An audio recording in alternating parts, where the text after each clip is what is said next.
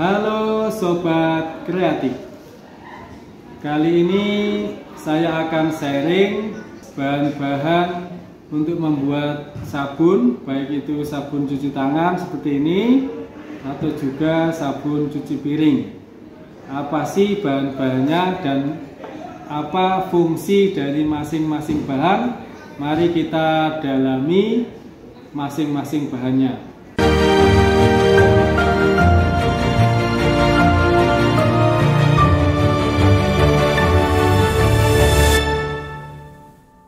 Yang pertama adalah Texafon.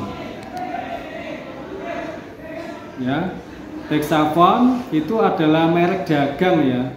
Texafon itu merek dagang miliknya BAS.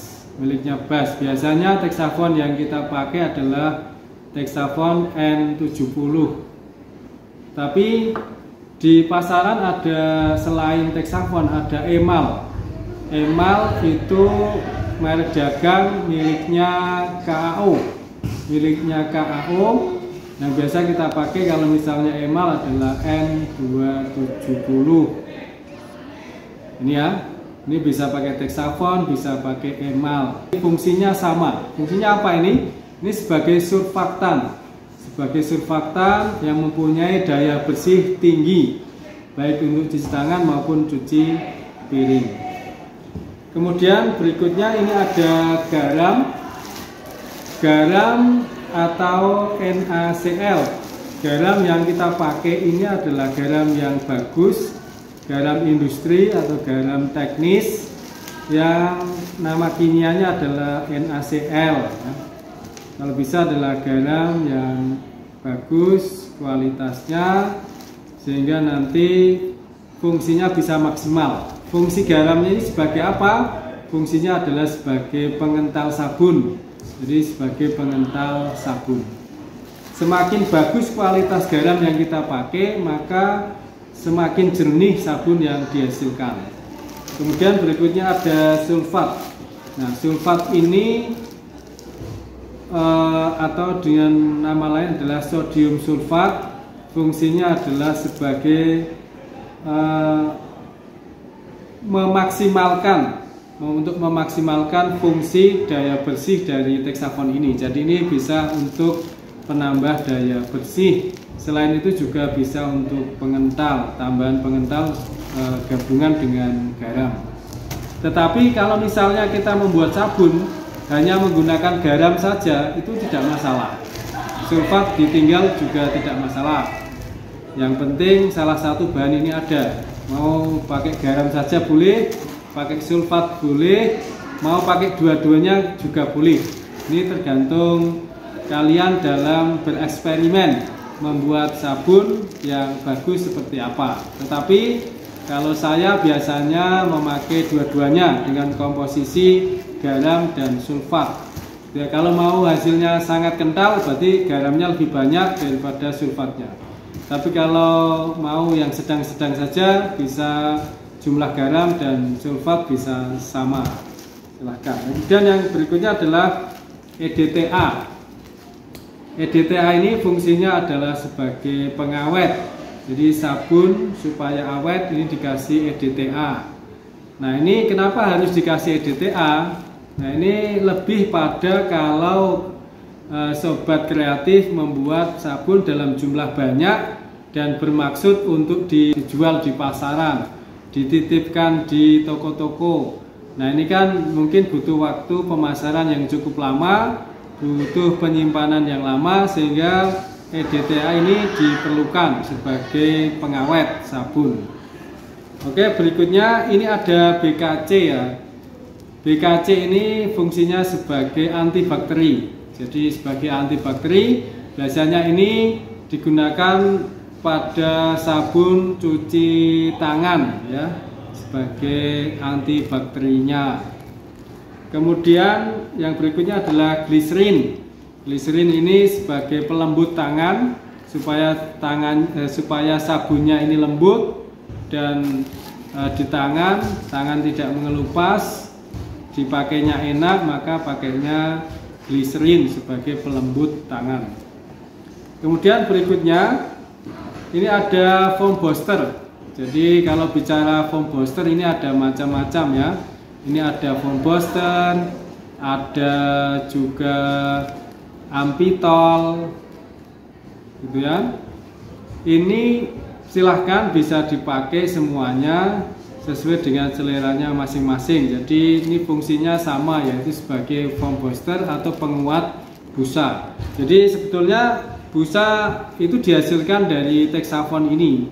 Jadi busanya sudah banyak ini Texafon. Tetapi kadangkala kita itu atau masyarakat pada umumnya itu lebih suka kalau sabun itu memiliki busa yang banyak dan melimpah. Maka biasanya untuk sabun yang dijual itu kita tambahkan yang namanya foam booster sebagai penguat busa. Kemudian selanjutnya di sini ada essential oil ya. Namanya essential oil, ada macam-macam. Ini ada strawberry. Kalau kita mau bikin sabun cuci tangan, bisa strawberry, bisa apel, bisa anggur, bisa sakura dan lain sebagainya. Kalian bisa pilih sesuai dengan seleranya masing-masing. Kemudian penggunaan essential ini biasanya untuk 1 liter maksimal 10 ml ya. Sudah maksimal dan sudah wangi banget itu ya. Jangan lebih dari itu. Kalau saya sarankan jangan lebih dari 10 ml. Karena kalau lebih dari 10 ml, essential ini bisa menimbulkan efek panas di tangan ya. Efek panas di tangan. Dan ini jeruk nipis ya. Essential oil juga tapi jeruk nipis yang biasanya digunakan untuk sabun cuci piring. Biasanya jeruk nipis juga bisa lemon ya. Gitu. Saya kira ini adalah bahan-bahan yang kita gunakan untuk membuat sabun. Tinggal kita bereksperimen untuk membuat komposisi yang bagus, membuat racikan bahan-bahan ini yang bagus sehingga kita bisa menghasilkan sabun yang bagus, baik sabun cuci tangan maupun sabun cuci piring. Setiap kreator atau setiap orang membuat sabun itu biasanya memiliki komposisi yang sesuai dengan pengalamannya masing-masing. Yang bagus itu seperti apa? Yang bagus seperti apa? Yang tahan lama seperti apa? Yang wangi seberapa? Ini tergantung kita mau bikinnya. Dan tergantung juga budget yang kita butuhkan. Kadang-kadang kalau kita ingin dijual sabunnya, itu kan tantangannya adalah kita bisa memproduksi sabun yang bagus tetapi dengan biaya produksi yang murah. Oleh karena itu kita harus bisa mengatur, membuat komposisi yang efisien mungkin. Beda kalau kita membuat sabun dengan komposisi yang kita inginkan, yang kualitasnya bagus dan untuk dipakai sendiri itu beda. Kenapa? Kalau untuk dipakai sendiri biasanya kan kita komposisinya pengen yang bagus dan bahan-bahannya tidak usah kita perhitungkan apakah mahal atau tidak, nanti layak jual atau tidak. Tetapi yang penting bagus saja, walaupun bahan-bahan yang kita pakai banyak, gitu ya. Saya kira demikian. Semoga bermanfaat. Selamat mencoba untuk praktek membuat sabun.